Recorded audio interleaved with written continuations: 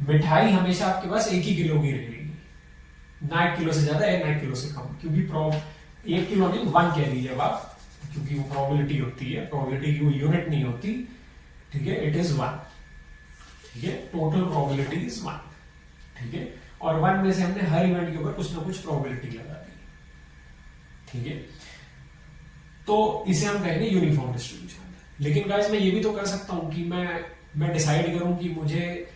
मिठाई को यूनिफॉर्मली बांटना ही नहीं है, मैं किसी को फेवरिज्म कर रहा हूं,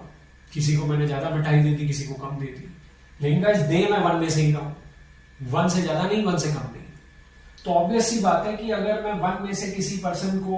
हल्की सी ज्यादा देता हूं, तो जाहिर सी बात है कि फिर बाकियों में से कुछ कुछ मुझे निकालनी पड़ेगी। इसका मतलब अगर मैं 5 को या 4 को थोड़ी सी ज्यादा मिठाई दे देता हूँ, जैसे 200 ग्राम दे देता हूँ, या मैं टोटल 1 प्रोबेबिलिटी में से 4 को 0.2 प्रोबेबिलिटी दे देता हूँ, ठीक है, तो इसका मतलब बाकी सारे इवेंट्स की जो प्रोबेबिलिटी है फिर वो थोड़ी थोड़ी घटेगी, क्योंकि टोटल प्रोबेबिलिटी तो 1 ही है ना भाई। तो 1 में से अगर मैंने किसी को ज्यादा बढ़ा करके दे दी, यानी कि नॉन यूनिफॉर्म डिस्ट्रीब्यूशन कर दिया हमने मिठाई का, तो जाहिर सी बात है कि फिर बाकी सारे इवेंट्स की प्रोबेबिलिटी घटेगी, कम होगी, ठीक है। तो गाइज जब हम ऐसा एक कर्व बनाते हैं या एक प्लॉट बनाते हैं जिसमें वाई एक्सिस पे हर इवेंट की प्रोबेबिलिटी होती है और एक्स एक्सिस पे अलग अलग इवेंट्स होती हैं, और हम उनकी प्रोबेबिलिटीज को प्लॉट करते हैं, और ये प्लॉट यूजुअली हम एक टेबल से बनाते हैं, जिस टेबल में बेसिकली 2 कॉलम्स होते हैं, एक हमारे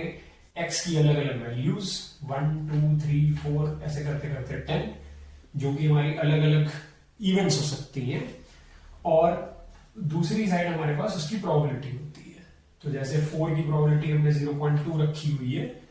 ठीक है, लेकिन निकाली हमने 1 में से ही है। इसका मतलब गाइस अगर आप सारे इवेंट्स की प्रोबेबिलिटीज का सम लेंगे तो आपका आंसर हमेशा 1 आएगा, क्योंकि टोटल प्रोबेबिलिटी में से ही बांटी है आपने सबको प्रोबेबिलिटी, ठीक है। तो इन शॉर्ट ये है प्रोबेबिलिटी डिस्ट्रीब्यूशन का कॉन्सेप्ट, ठीक है। तो आई होप आपको समझ में आया होगा।